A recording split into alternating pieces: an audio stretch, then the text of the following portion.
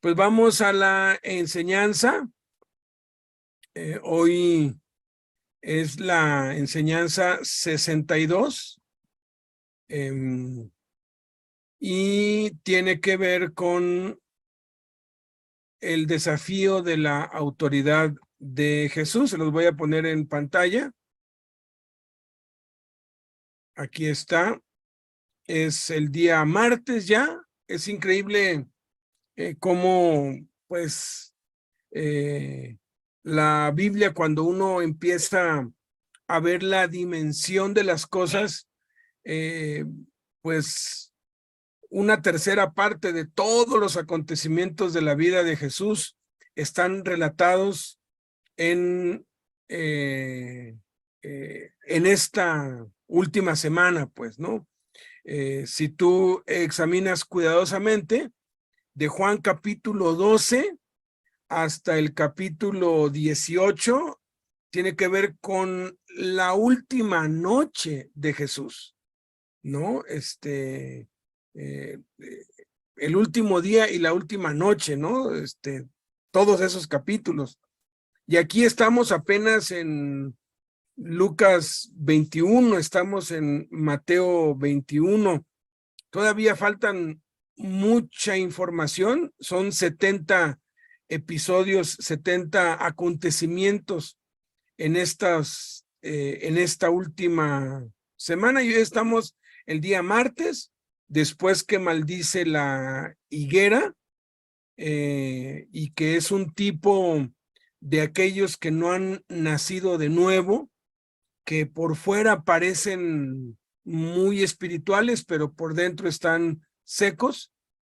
Y pues vimos la aplicación práctica, la aplicación para hoy. Después de eso, inmediatamente después de eso, desafían la autoridad de Jesús. Eso lo hace camino hacia el templo. Ya que están en el templo, cuando llegan es cuando sucede este episodio que se encuentra en Mateo, Marcos y Lucas. Y lo voy a leer completo. Voy a leer Mateo, Marcos y Lucas. Los voy a leer juntos en paralelo, y después vamos a unir los tres relatos, ¿no? Entonces, y les voy a pedir a mis amados que están en la línea que me apoyen con la lectura. Ahorita les voy a decir cuáles son. Entonces dice: entonces un día, cuando volvieron a Jerusalén, vino al templo, y andando él por el templo, sucedió que enseñando Jesús al pueblo en el templo y anunciando el evangelio, llegaron y vinieron a él los principales sacerdotes, los escribas y los ancianos del pueblo, y se acercaron a él mientras enseñaba, y le hablaron diciendo: dinos, ¿con qué autoridad haces estas cosas? ¿Y quién es el que te ha dado esta autoridad para hacer estas cosas? Respondiendo Jesús les dijo: yo también les haré una pregunta, respóndanme. Y si me la contestan, también yo les diré con qué autoridad hago estas cosas. El bautismo de Juan, ¿de dónde era? ¿Era del cielo o de los hombres? Ellos entonces discutían entre sí diciendo: si decimos del cielo, nos dirá, ¿por qué pues no le creyeron? Y si decimos de los hombres, pero temían al pueblo. Tememos al pueblo. Todo el pueblo nos apedreará, porque todos están persuadidos y tienen a Juan como un verdadero profeta. Así que respondiendo a Jesús dijeron: no sabemos de dónde fuese.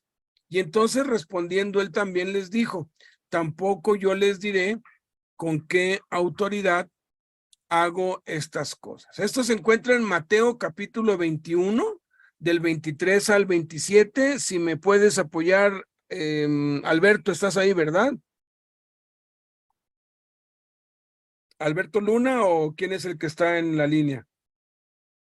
Al...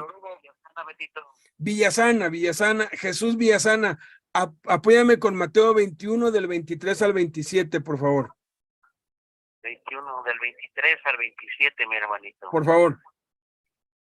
Mateo 21, 22 al 27, ¿verdad? 23 al 27. autoridad de Jesús, dice el encabezado. Cuando vino al templo, los principales sacerdotes y los ancianos del pueblo se acercaron a él mientras enseñaba y le dijeron: ¿con qué autoridad haces estas cosas? ¿Y quién te dio esta autoridad? Respondiendo Jesús, les dijo: yo también os haré una pregunta, y si me la contestáis, también yo os diré con qué autoridad hago estas cosas. El bautismo de Juan, ¿de dónde era? ¿Del cielo o de los hombres? Ellos entonces discutían entre sí, diciendo: si decimos del cielo, nos dirá: ¿por qué pues no le creísteis? Y si decimos de los hombres, tenemos al pueblo, porque todos tienen a Juan por profeta. Y respondiendo a Jesús, le dijeron: no sabemos. Él también les dijo: tampoco yo os digo con qué autoridad hago estas cosas. Ahora, Víctor, Marcos 11, del 27 al 33, por favor. Sí, Beto, voy. Marcos 11, 27 al 33. Sí. Dice así la palabra de Dios. Volvieron entonces a Jerusalén, y andando él por el templo, vinieron a él los principales sacerdotes, los escribas y los ancianos. Le dijeron: ¿con qué autoridad haces estas cosas? ¿Quién te dio autoridad para hacer estas cosas? Jesús, respondiendo, les dijo: les haré yo también una pregunta. Respóndanme y les diré con qué autoridad hago estas cosas. El bautismo de Juan, ¿era del cielo o de los hombres? Respóndanme. Entonces ellos discutían entre sí, diciendo: si decimos del cielo, dirá: ¿por qué? Pues no lo creyeron. Y si decimos de los hombres, pero temían al pueblo, pues todos tenían a Juan como un verdadero profeta. Así que respondiendo, dijeron a Jesús: no sabemos. Entonces respondiendo Jesús, les dijo: tampoco yo les digo con qué autoridad hago estas cosas. Amén. Ahora Lucas 20 del 1 al 8. Hilario, si nos puedes apoyar. Lucas 20 del 1 al 8, por favor. Hilario Saavedra, ahí estás. Sí, amén, amén. Del 1 al 8, ¿verdad? Lucas, por favor. 20, del 1 al 8. Dice así la palabra: sucedió un día que, enseñando Jesús al pueblo en el templo y anunciando el evangelio, llegaron los principales sacerdotes y los escribas con los ancianos y les hablaron diciendo: dinos, ¿con qué autoridad haces estas cosas? ¿O quién es el que te ha dado esa autoridad? Respondiendo Jesús les dijo: os oyere yo también una pregunta, respóndenme. ¿El bautismo de Juan era del cielo o de los hombres? Entonces ellos discutían entre sí diciendo: si decimos del cielo, dirá: ¿por qué pues no le creísteis? Y si decimos de los hombres, todo el pueblo nos apedreará, porque están persuadiendo de que Juan era profeta. Y respondieron que no sabía de dónde fuese. Entonces Jesús les dijo: yo tampoco os diré con qué autoridad hago estas cosas. Es interesante cuántas coincidencias. Este es uno de los pasajes que más coincidencias tiene entre los tres evangelios. Empieza con Marcos diciendo entonces, Lucas añade un día, Mateo añade cuándo, o sea, está estableciendo el lugar, el momento. Dice que volvieron a Jerusalén. Recuerden que la base de Jesús era Betania, iba de Betania a Jerusalén, de Jerusalén para Betania, de Betania para Jerusalén, de Jerusalén para Betania. Algo muy estratégico porque había muchos peregrinos yendo, viniendo, saliendo, entrando, y era fácil perderse entre la gente. Recuerden, Jesús era el enemigo número uno de las autoridades, de los romanos, de todos. Era el hombre más buscado. Entonces, no se podía quedar en un solo lugar, tenía que andar, ahora sí que tapiñándose, ¿no? Y cuando llegaba en medio de la multitud, pues no podían prenderlo, no podían arrestarlo, porque la gente lo cuidaba y la autoridad le tenía miedo a la gente, como acabamos de oír, pues, ¿no? Entonces necesitaban hacerlo quedar mal con la gente o hacerlo que se contradijese delante de la gente para confundir a la gente y poder tener un motivo por el cual arrestarlo o entregarlo, pues, a las autoridades romanas. Entonces, aquí dice que Mateo dice vino al templo. Marcos dice andando él por el templo. Y Lucas dice sucedió que enseñando Jesús al pueblo en el templo y anunciando el evangelio llegaron. Marcos dice vinieron. Y Mateo, Marcos y Lucas dice que los principales sacerdotes. Marcos y Lucas dicen los escribas y Mateo y Lucas los ancianos, o sea, todas las autoridades, prácticamente todas las autoridades representadas aquí del pueblo se acercaron a él mientras enseñaba. Es curioso que no están los fariseos aquí. Es curioso. Y es curioso porque vamos a aprender algo muy interesante en esta enseñanza. Había muchos fariseos que creían en él, pero lo mantenían oculto, como Nicodemo, como José de Arimatea, y los fariseos también eran sacerdotes. Entonces, aquí nos está poniendo, el Espíritu Santo nos está revelando un cierto tipo de liderazgo muy preciso. Y de eso es de lo que básicamente va a hablar y nos va a enseñar Jesús en este episodio acerca de los líderes falsos. Dice que se acercaron a él mientras enseñaba, eso lo dice Mateo. Y le hablaron, dice Lucas, diciendo Mateo, Marcos y Lucas. Lucas dice que le increparon, dinos, dice. Y aquí Mateo, Marcos y Lucas se unen básicamente para decir lo mismo. ¿Con qué autoridad haces estas cosas? ¿Y quién es el que te ha dado esta autoridad? Marcos nada más añade para hacer estas cosas. Respondiendo Jesús les dijo, yo también les haré una pregunta, respóndanme. Mateo es el único que dice, y si me la contestan también yo les diré con qué autoridad hago estas cosas. El bautismo de Juan, lo dicen los tres. ¿De dónde era? Eso nada más está en Mateo. Mateo, Marcos y Lucas se unen para decir, ¿era del cielo o de los hombres? Dicen los tres evangelios que ellos discutían entre sí diciendo, si decimos del cielo nos dirá, ¿por qué pues no le creyeron? Y si decimos de los hombres, y aquí Marcos añade que temían al pueblo, en Mateo dice que ellos dijeron tememos al pueblo, en Lucas añade todo el pueblo nos apedreará, porque, y tanto Mateo, Marcos y Lucas dicen lo mismo con diferente enfoque. Todos están persuadidos y tienen a Juan como un verdadero profeta. Están persuadidos, viene de Lucas, y verdadero viene de Marcos. Así que respondiendo a Jesús dijeron, no sabemos de dónde fuese.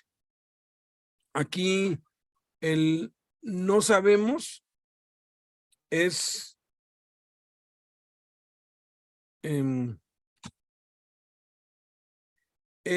de los tres, tanto Mateo como Marcos como Lucas aseguran, no sabemos, les dicen, le dicen, no sabemos. De dónde fuese, eso lo añade Lucas, pero está implícito en el no sabemos.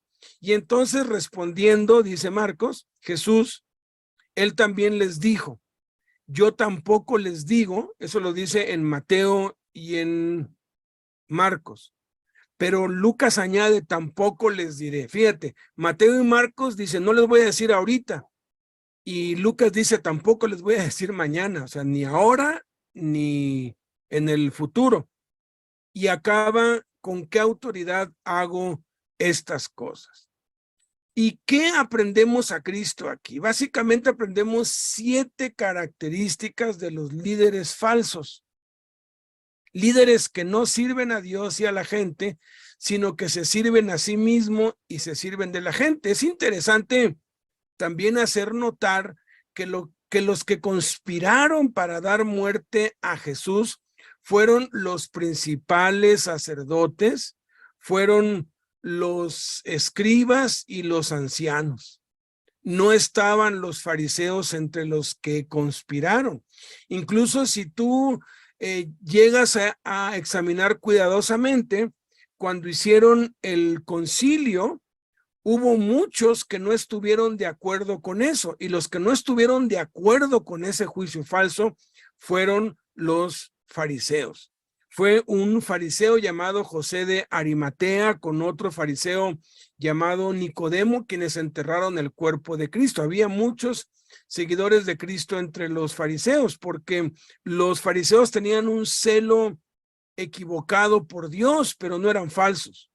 Eran, podríamos decir, de todos los líderes religiosos, eran los que sí tenían una intención correcta, tenían una devoción sincera a Dios, pero equivocada.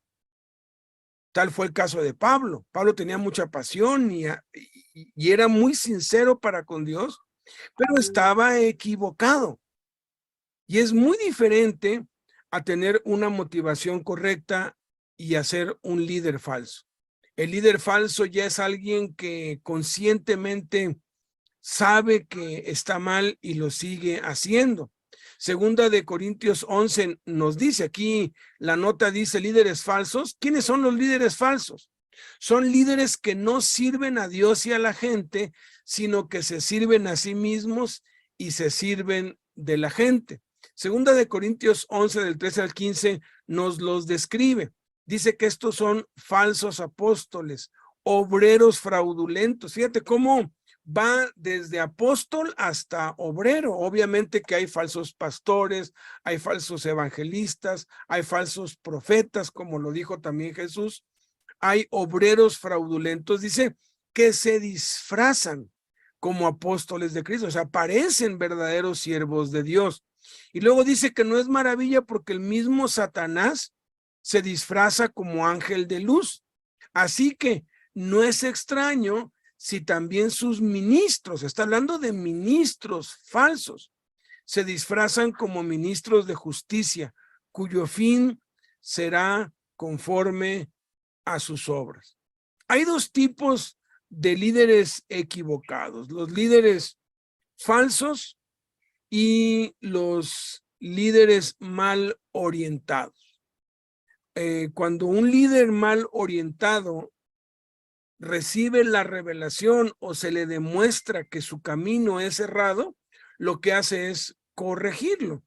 Yo he conocido personalmente a sacerdotes católicos que cuando fueron confrontados con el evangelio, cuando alguien les habló y les mostró a Jesucristo y les mostró el gravísimo error en el cual estaban ellos involucrados, dejaron la fe que falsamente profesaban. Personalmente yo le pude compartir a uno, como les he contado en ocasiones anteriores, cuando yo empecé a ir a la cárcel de Puebla, el Cerezo de San Miguel en Puebla, estaba yo en el patio y la madre Felipa, una monja que tenía una capilla allí y vivía allí, de lunes a viernes vivía allí, los viernes en la tarde se iba para el convento, una mujer de ya unos 80 años, vino a reprenderme por qué estaba yo hablándoles de Dios a los internos allí en el patio, en un kiosco. Dios me dio sabiduría para poder, pues, tener gracia para con ella, ¿no? Entonces ella me dijo que yo necesitaba ser catequizado porque nunca había sido catequizado. Entonces me pidió que yo fuera, después acabando de ahí, que yo fuera para su oficina para que me enseñara la verdadera religión, ¿no? Entonces, una de las técnicas más efectivas para ganar a alguien que cree que está equivocado, pero que cree que está en la verdad y sinceramente cree que está allí, es hacerle creer que te va a convertir. Entonces, pues yo fui, yo la escuchaba, me contó todo lo del Tepeyac y me contó lo del Diego y de todo eso, ¿no? Y yo nada más la oía y ya cuando acababa yo le decía, pues usted sabe mucho y es muy interesante, pero mire lo que acabo de leer, y con su Biblia le leía yo todo un capítulo o del Evangelio de Mateo o de Marcos o de Lucas o de Juan, y le pedía que me lo explicara, y así poquito a poco, fui ganándome su confianza hasta que pude predicarle el Evangelio de Cristo. Recibió a Cristo. Las últimas semanas que yo iba a verla, porque siempre pasaba yo a verla, ya ponía una sábana en todos los ídolos y las estatuas, porque ya no creía en ellas, pero pues pues no sabía cómo salirse de allí. Ella lo que me dijo es que cuando se jubilara iba a abandonar todo eso porque ya no creía en nada de eso. En una ocasión que yo fui, cuando ya estaba yo pues yéndome y ella estaba allí, ella me dijo, me tengo que ir porque vinieron unos monjes canadienses. ¿Te gustaría acompañarnos al convento? Les he hablado mucho a todas las hermanas de ti y te quieren oír. ¿Quieres ir? Le dije, claro, y me pegué, me llevó, me juntó a todas las monjas y le hablé de Jesús a las monjas, las hice orar, recibir a Cristo, y de pronto veo que se pone el ambiente bien tenso y todas las monjas nerviosas, eran como unas 50, y me hace señas ella y estaba el abad, o sea, uno que está al frente de muchas, pues, parroquias, se dio cuenta de lo que yo estaba haciendo. Yo apenas tenía 22 años, estaba empezando.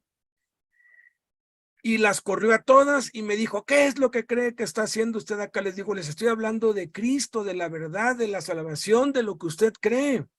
Y empezamos a debatir él y yo, y me dijo que pues no era posible creer que la Biblia fuera la palabra de Dios, y le empecé yo a dar argumentos de que la Biblia era la palabra, y con su Biblia católica a darle evidencias, y me dijo, no, es que yo no puedo creer, fíjate, una autoridad jerárquica alta diciéndome a mí que le era imposible creer que la Biblia fuera verdad, que un libro que dijese que Dios había hecho al ser humano de lodo no puede ser creíble. Y yo le dije, la Biblia no dice que el hombre fue creado de lodo. Y él dijo, sí lo dice. Le dije, no lo dice.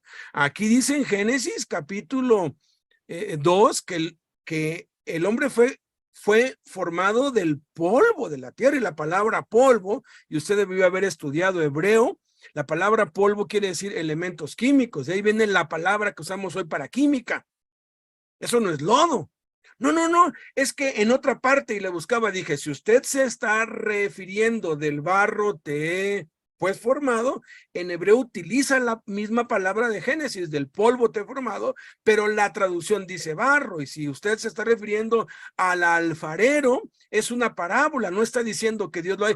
Y se me quedaba viendo y me dijo, ¿y tú cómo sabes tanto de Biblia? ¿Dónde estudiaste? Le dije, pues simplemente he leído la Biblia una y otra, y la leo mucho, leo muchas horas al día la Biblia. Y mientras estábamos hablando, Dios me reveló algo muy íntimo en su vida, y se lo dije, y se quedó mudo, se quedó callado, y me dijo,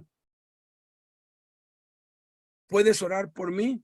Oré, recibió a Cristo, y me dijo, no puedes volver aquí, dice, porque me pueden despedir a mí. Pero pues, gracias, y ya, pues se despidió y se fue. Al año, un psicólogo de la Universidad de las Américas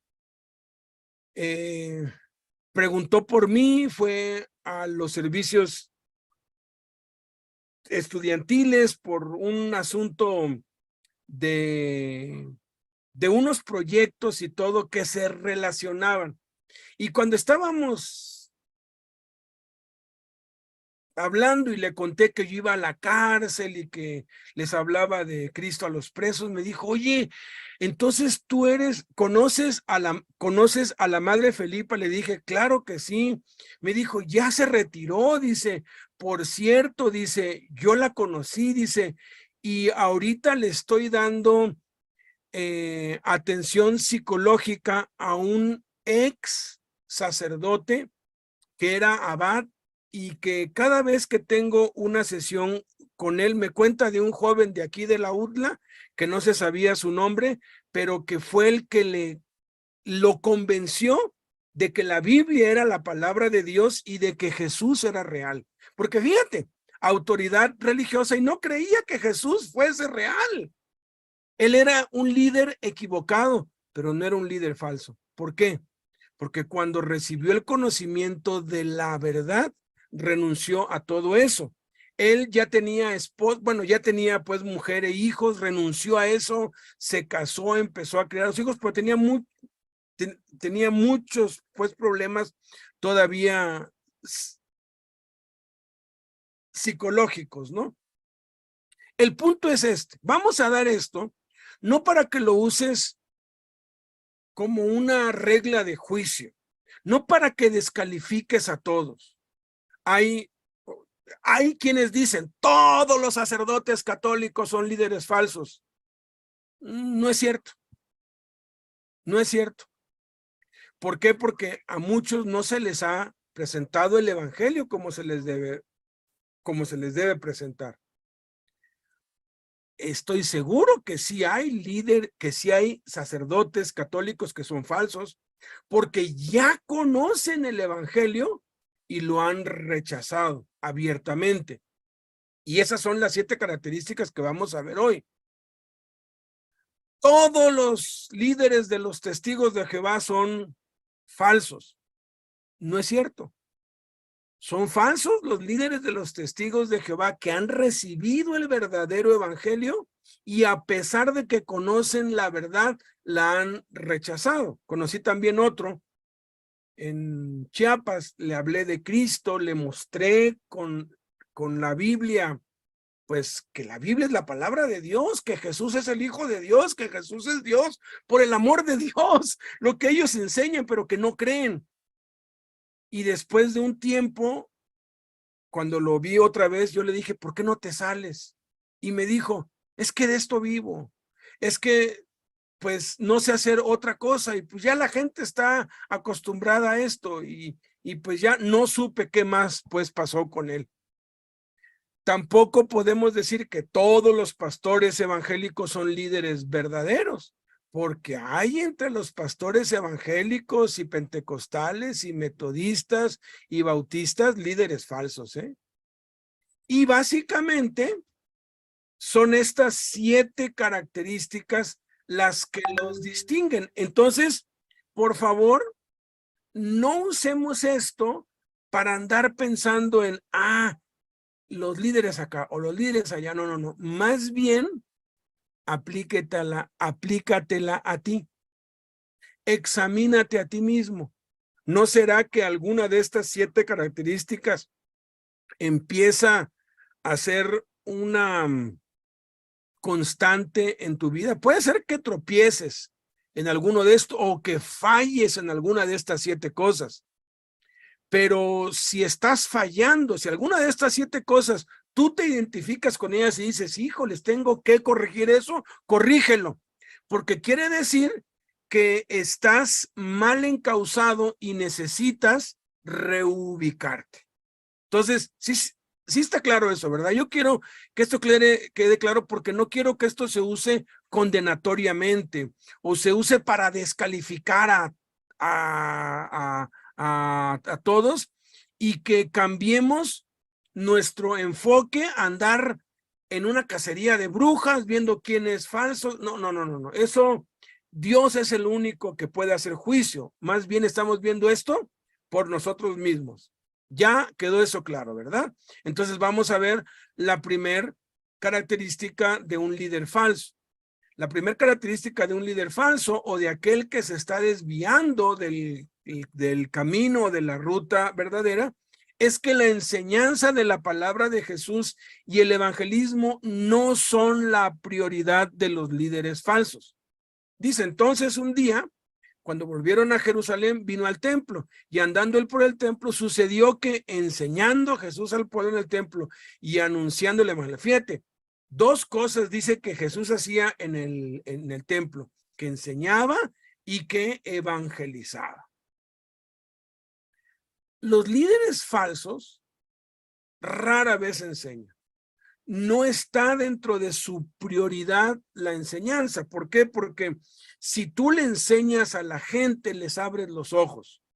Y los líderes falsos quieren que la gente se mantenga en tinieblas, en ignorancia y en oscuridad para poder seguir controlándola. Porque acuérdense, la definición aquí es que se sirven a sí mismos y se sirven de la gente, ¿no? Se sirven a sí mismos y se sirven de la gente. Entonces, la enseñanza no es lo más importante para ellos, tampoco el evangelismo. No les interesa que la gente se salve. Fíjate, en vez de andar buscando a las ovejas perdidas, andan, esto viene asociado con el segundo punto, en vez de buscar a las ovejas perdidas y de apacentar la grey de Dios, o sea, en vez de andar evangelizando y enseñando a la gente de Dios, acosan y persiguen a los líderes. Y yo aquí quisiera hacer una acotación y entre paréntesis poner cristianos. Porque cuando entendemos el cristianismo como lo enseña la Escritura, todos los cristianos somos líderes. No todos ejercemos el liderazgo, pero todos somos reyes y sacerdotes por la sangre de Cristo. No todos somos líderes responsables, hay muchos líderes irresponsables, negligentes, perezosos, pero al fin y al cabo somos líderes, nos guste o no, somos reyes y sacerdotes, lo que significa que somos líderes, que es el término moderno para referirse a alguien que sirve a Dios. Tú te das cuenta luego cuando alguien es un falso, porque en vez de andar buscando las ovejas perdidas, va con los cristianos a querer confundirlos. ¿Cuántos no andan visitando cristiano tras cristiano pues cristiano, queriéndolos desviar de la fe en la cual están encaminados? Pasa, por ejemplo, con el bautismo. Andan buscando a un cristiano y a otro preguntándole, ¿en qué fuiste bautizado? ¿En el nombre del Padre, del Hijo o del Espíritu Santo? Y pues lo que normalmente dice cualquiera es eso, ¿no? Pues sí, no, estás equivocado. Ese no es el bautismo verdadero, y empiezan allí a enseñarle un montón de cosas todas distorsionadas que con una buena enseñanza se caen. Por eso es que hay que enseñar a la gente, hay que enseñarla para que no la confundan, para que no la desvíen. Otros que andan cuál es el verdadero nombre de Dios y así. Si esa energía para ir a visitar a los hermanos la usaran para cazar a las ovejas perdidas, ganarían muchas almas. Pero un líder falso, alguien que es consciente de que está equivocado, y a pesar de que es consciente de que está equivocado, persiste en hacer las cosas de manera equivocada, ese es un líder falso, ¿no? Y aquí está la segunda señal o la segunda característica, ¿no? Andan buscando, andan persiguiendo. Ahora, aquí dice que se acercaron a Jesús. Ahora, estamos viendo de las 3 interpretaciones de cualquier pasaje de la Biblia, estamos enfocándonos en la interpretación para nosotros, personal, para nuestra vida hoy. Está la interpretación, la literal, la histórica, y podríamos hablar mucho del contexto y del por qué están haciendo ellos esto. Podemos hablar también de la interpretación contextual, echando mano del Antiguo Testamento para pues poder descifrar lo que estamos aprendiendo, y hay mucha riqueza profética en esto que está acá. Pero la tercera forma es la aplicación personal, práctica, para nosotros el día de hoy, y para eso tenemos que recurrir al Nuevo Testamento. Cuando Saulo perseguía a los cristianos, perseguía a la iglesia, Jesús le dice: Saulo, Saulo, ¿por qué me persigues? Entonces, cualquier acto contra Jesús es un acto contra la iglesia, es un acto contra ti. Entonces, se están acercando a Jesús, pero es como cuando alguien se acerca a ti o se acerca a la iglesia en casa o se acerca a un cristiano, pues, ¿sí? No van por las ovejas perdidas, no buscan apacentar a la grey de Dios, a veces van con los líderes, le apuntan a los líderes porque saben que si confunden al líder, confunden a la iglesia entera. Eso han hecho en muchos lados, y es muy triste que en las cárceles pasa mucho. Llegan y les ofrecen cosas y pasan tiempo pues con ellos para pues finalmente sembrarles su doctrina errónea y producir división, porque eso es lo que ellos quieren. Ya para este tiempo, una de las estrategias militares más efectivas que sigue siendo utilizada hasta el día de hoy fue la de Alejandro Magno: divide y vencerás. Jesús mismo lo dijo: toda casa dividida contra sí misma cae, todo pueblo o ciudad o reino dividido contra sí mismo cae. Entonces, ¿qué es lo que están ellos tratando de hacer aquí? Hablando del significado contextual. Ellos quieren dividir a la gente. ¿Para qué? Para tener un motivo para arrestar a Cristo y entregarlo y matarlo finalmente. Y es lo que al final de cuentas pasó. Ellos terminaron dividiendo a la gente y poniéndola en contra de Jesús. Pero aquí estamos viendo la aplicación para nosotros el día de hoy. Entonces, si tú has dejado de buscar a las ovejas perdidas y has dejado de invertir tiempo en enseñar la palabra de Jesús a la gente y estás tratando de convencer a otros, escúchame, aún con una doctrina sana, porque a veces yo me he encontrado a algunos que se apasionan tanto por las iglesias en casas, que en vez de ir a buscar perdidos para que vengan a sus reuniones de su casa, van con los hermanos de la iglesia donde se reunían antes a querer persuadirlos de que están mal, de que no vayan al templo y de que vengan a su casa. Cuidado, porque aún en las cosas verdaderas te puedes desviar. Entonces, si tú estás haciendo eso, ¿sabes qué? Deja de hacerlo. Lo que enseñamos es que si tú evangelizas, una de las cosas que debes consultar es: ¿usted ya se congrega en algún lado? Y si ya se congrega con los bautistas, con los pentecostales, con los metodistas, con cualquier iglesia que no sea una secta, obviamente, déjalo en paz y búscate otro. Si se congrega con los católicos o con los testigos de Jehová o con los mormones, pues ahí sí, jálatelo porque esté en una secta. Pero si ya está en alguna iglesia, si ya es hermano en Cristo, déjalo en paz. Ya ya es salvo, vámonos por las ovejas perdidas, vámonos por los que no saben de Cristo. Y eso hay que tener cuidado porque a veces caemos en ese error y estamos queriendo reevangelizar a los evangelizados. Entonces, ten cuidado, porque eso es lo que hacen los líderes falsos. Tercer característica de un líder falso, cuestionan la autoridad de los líderes.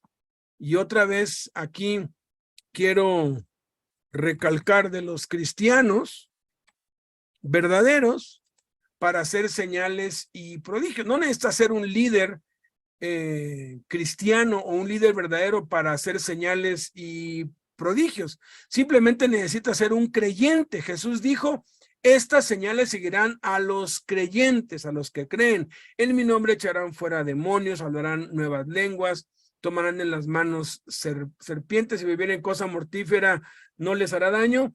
Pondrán las manos sobre los enfermos y estos sanarán, echar fuera demonios, sanar enfermos, hacer señales.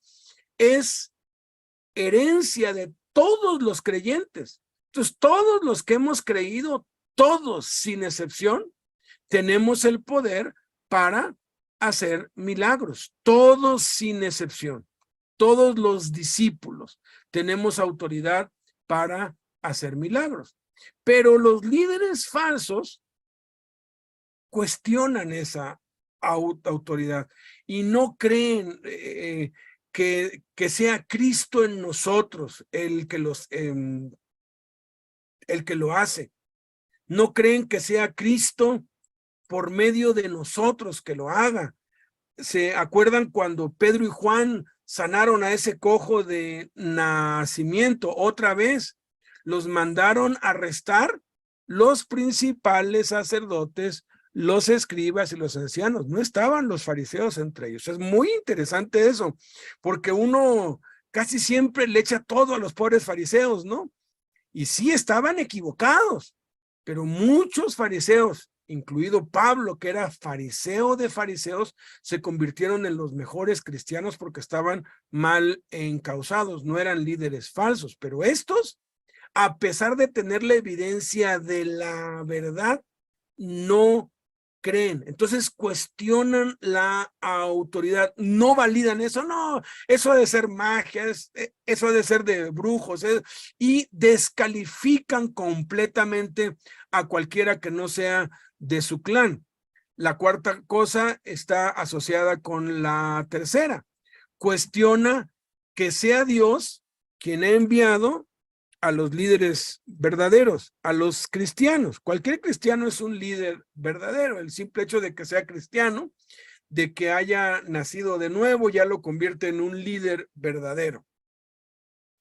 Repito, puede ser un líder irresponsable, puede ser un líder negligente, pero sigue siendo verdadero, aunque irresponsable.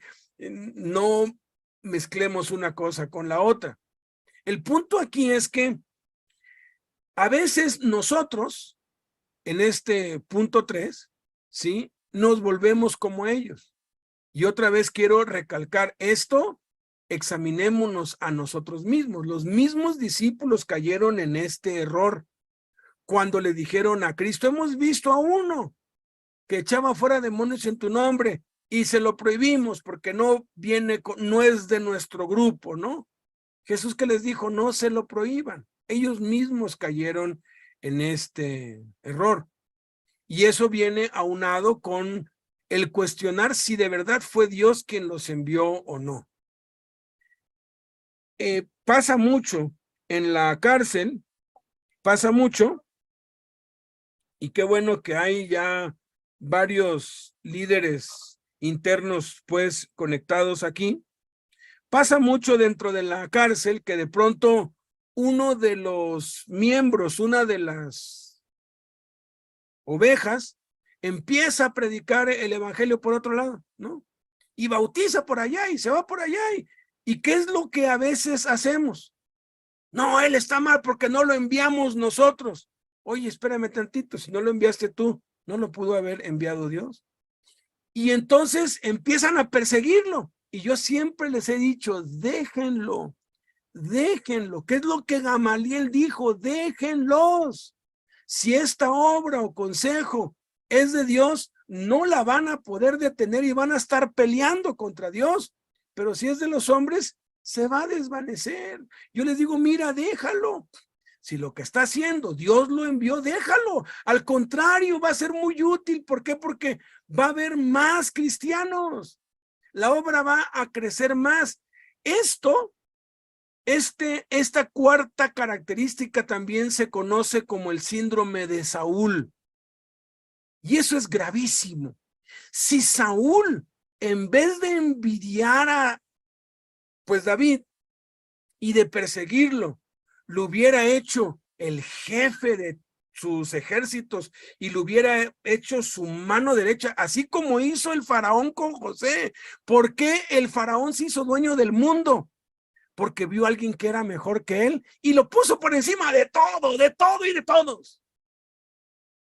Eso hubiera hecho Saúl. ¿Se imaginan? El reino de Saúl hubiera conquistado todas las fronteras, pero ¿qué hizo Saúl? Vio a alguien mejor que él y lo persiguió y lo acusó y lo oprimió en vez de unírselo. Este es el síndrome de Saúl. No, yo no creo que ese venga de Dios. Oye, mira, duele, pero no somos ni los mejores ni los peores. Siempre va a haber alguien peor que tú y alguien mejor que tú. Cuando hay alguien peor que tú o que sabe menos que tú, lo que tienes que hacer es ayudarlo a que sepa lo mismo que tú y llegue a tu mismo nivel o que crezca más. Y cuando veas a alguien que es mejor que tú, aprende de él y únete con él. Y así crecemos más y abarcamos más y nos dejamos de envidias y de orgullos y de soberbias. Pero eso solamente lo hacen los cristianos, los líderes verdaderos. Los líderes falsos persiguen, cuestionan y oprimen y tratan de obstaculizar a los que son enviados por Dios. Entonces, ten cuidado.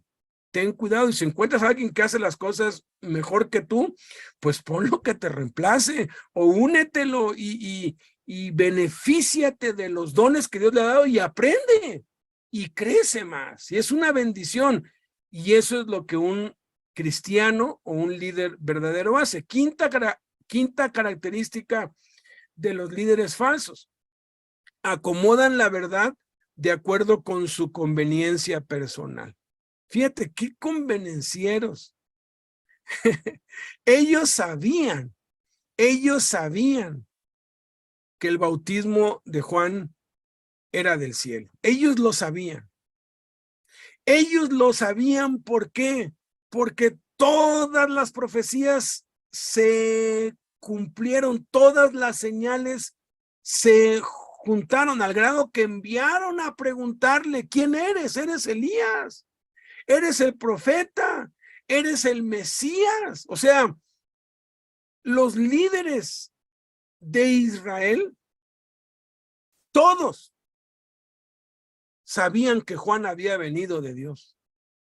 No le dijo Nicodemo a Jesús: sabemos que has venido de Dios. Y si sabían que Jesús había venido de Dios, es porque sabían que Juan había venido de Dios. Pero los principales sacerdotes y los escribas, a pesar de saber la verdad, la rechazaron. Por eso son falsos, porque no ignoran la verdad. No es porque no tengan evidencias, las tienen, pero su ego, su orgullo, su soberbia, su pecado les impide sacrificar su orgullo, humillarse y obedecer. Entonces, lo que les conviene. Y aquí ellos dijeron: chin, si decimos que era del cielo, nos dirá, ¿por qué no le creyeron? Y si era del cielo, ¿y por qué no creemos en él? Si aquí estamos es para dividirle al pueblo, ¿no? Para que para que diga algo impropio y entonces tengamos con qué acusarlo. Le salió el tiro por la culata, porque los que iban a ponerle una trampa a Jesús, Jesús se las volteó y les puso una trampa a ellos, ¿no? Sexta característica de los líderes falsos: buscan el favor de los hombres y no el de Dios. Tratan de agradar a los hombres y no a Dios. Porque dice, si decimos de los hombres, pero temían al pueblo. Tememos al pueblo, todo el pueblo nos apedreará, porque todos están persuadidos y tienen a Juan como un verdadero profeta. Pablo lo dijo en Gálatas capítulo 1, busco pues ahora el favor de los hombres o el de Dios, o trato de agradar a los hombres, pues si todavía tratara de agradar a los hombres no sería siervo de Cristo.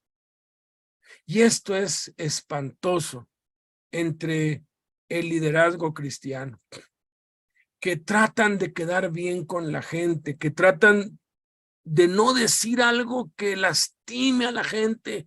No hay que ser grosero, hay que ser amable, pero la verdad tiene que decirse aunque duela, y a veces es muy dolorosa, y algunos no predican ciertas cosas porque van a ofender a los que más diezman o a los que más aportan económicamente, y eso los tiene atados.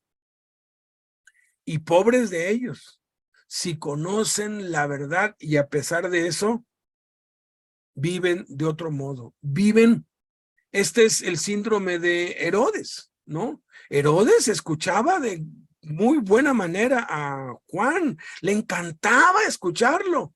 Pero ¿qué es lo que pasó con Herodes? Pudo más el qué dirán, pudo más el híjoles, ¿qué van a pensar de mí? Y muchos líderes únicamente viven para el qué dirán. Quieren quedar bien con todos, quieren agradar a todos, porque pues es la forma de cómo pueden sacar mayor beneficio de ellos. Les endulzan el oído, les doran la píldora. Y a veces nos puede pasar a nosotros también. A veces nosotros podemos caer en esto de pues no querer quedar mal con alguien, pero tenemos que decir la verdad aunque duela. Y por último, y aquí es donde ya se cierra el ciclo, mienten abierta y descaradamente. Porque mira, lástima que no hay tiempo, caray. Hay 7 causas por las cuales nos enfermamos. Y son las mismas 7 causas por las cuales mentimos. La enfermedad no es de Dios, por supuesto que no es de Dios, pero hay una enfermedad que Dios pone, ¿no?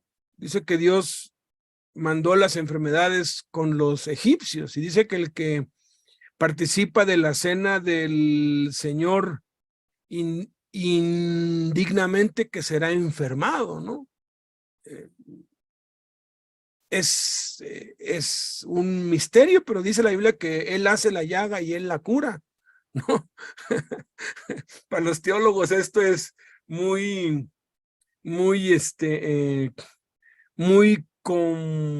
confuso, porque quieren meter a Dios dentro de un molde, y es imposible. Dios es Dios, ¿no? A ver, va rápido. Nos podemos enfermar por ignorancia. No sabemos que algo hace daño, tomas algo que no sabes que está sucio, vas, te comes unos tacos ahí en Tlalpan y tú no sabes que los tacos, y te enfermas, ¿no? Te enfermaste porque pues no sabías, ¿no? Te puedes enfermar por accidente, te puedes enfermar por imprudencia, te puedes enfermar por descuido, te puedes enfermar por pecado. El pecado produce enfermedades, pero no todas las enfermedades son producto del pecado.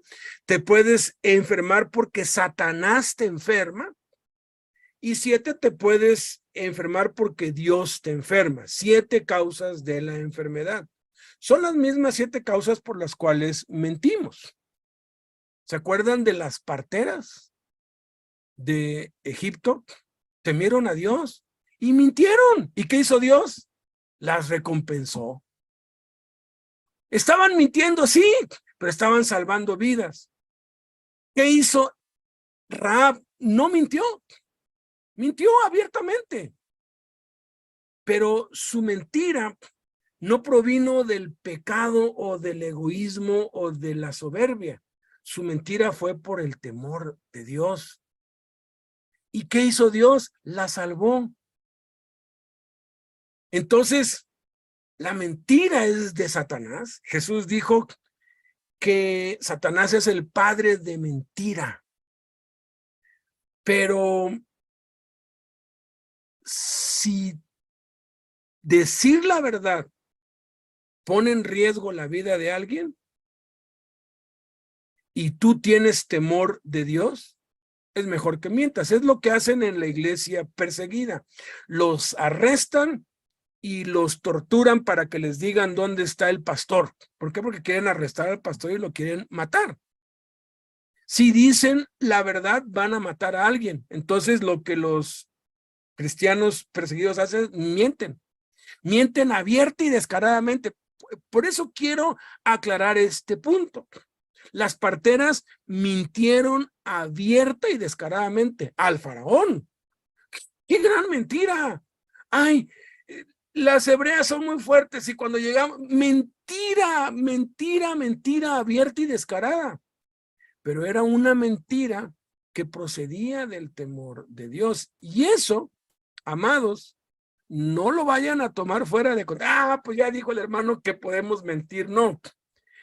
Es aprobado por Dios, escúchame, mentir abierta y descaradamente cuando se trata de salvar una vida. Si tu verdad va a hacer que maten a alguien o que alguien muera, por el temor a Dios es mejor mentir y sostenerte, ¿no? Porque no todas las mentiras provienen de la misma fuente. Pero de esas 7 fuentes, una de las fuentes de la enfermedad es Satanás mismo. Job no se enfermó porque ni se haya descuidado, ni haya sido imprudente, ni haya sido por ignorancia, ni haya sido por accidente que un mosco le picó, no. Job se enfermó porque Satanás puso la enfermedad en él. El pecado de Judas,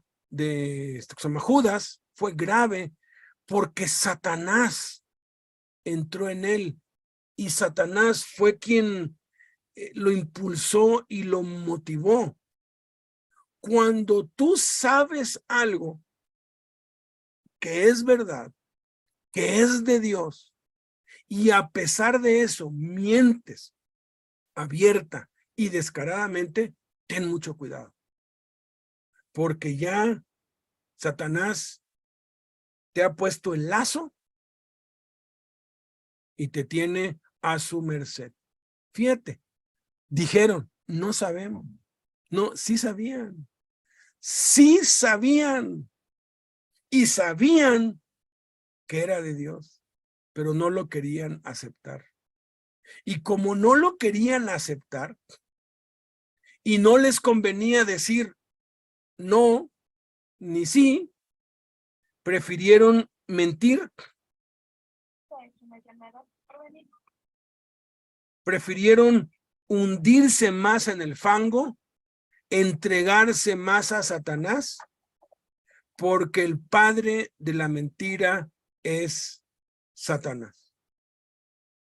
Mienten abierta y descaradamente. Examínate a ti mismo. Examínate a ti mismo. Hay mentiras que nos llegamos a creer. Hay mentiras que sostenemos, que no son para salvar una vida, que no son para preservar la vida de alguien, simplemente tienen que ver con nuestro orgullo, con nuestra soberbia. Nos las repetimos tantas veces que nos las llegamos a creer. A veces es porque no queremos arruinar nuestra reputación o porque no queremos ser expuestos. A veces pensamos, decimos, no, pues es que si yo digo la verdad, ¿qué van a pensar de mí? Y el temor de que salga a la luz y de que todos lo sepan hace que los cristianos mientan, sobre todo cuando han cometido alguna falta. Pero tarde o temprano eso va a salir a la luz y todo el mundo lo va a saber. Y es mejor que el pecado oculto salga a la luz por tus labios, así como nos compartió Alban la semana pasada. Yo era un drogadicto y estaba engañando a mi esposa y era un adúltero y era esto y era el otro, porque tiene que salir a la luz como un testimonio de tu parte, de lo que tú hiciste o de lo que tú eras a pesar de que conocías a Dios, o va a salir a la luz avergonzándote y uniéndote y haciéndote que caigas en descrédito y en lazo del diablo. Los líderes falsos mantienen una vida de mentira completa, con tal de que su estatus no se pierda, con tal de que sigan beneficiándose de la gente, con tal de seguir aparentando ante la gente que ellos son los super espirituales, los super líderes, los uyuyuys, ¿no? Y eso es peligrosísimo, porque la historia nos cuenta que todos los líderes que han ocultado cosas, al final de cuentas se les sacan a la luz, y va a haber un día en el que en el juicio final van a ser expuestos los pecados de todos. Por eso, hoy, mientras tenemos tiempo, recurramos a la sangre de Cristo y examinémonos a nosotros mismos. Examinémonos, hagamos de la enseñanza y del evangelismo nuestra prioridad. Busquemos a las ovejas perdidas, enseñemos a los creyentes, dejemos a los de otras denominaciones en paz, déjalos que vayan a su templo, déjalos, ya, déjalos en paz, ocúpate de los que no conocen a Cristo. Cree que cualquier creyente puede hacer milagros, no importa si apenas empieza, no importa si tiene un grado o si tiene conocimiento o no. No persigas a los que son mejores que tú. Únetelos, apóyalos, patrocínalos, anímalos. Si están haciendo algo que te molesta, porque tú lo deberías estar haciendo, impúlsalo, únetele, ofrécete para, o sea, haz equipo con ellos. No acomodes la verdad conforme a tu conveniencia. Di la verdad como debe ser. No busques el favor de los hombres, no trates de agradar a los hombres. Busca el favor de Dios y trata de agradar a Dios, aunque te eches a los hombres encima, y no mientas abierta y descaradamente. No mientas abierta y descaradamente, porque a veces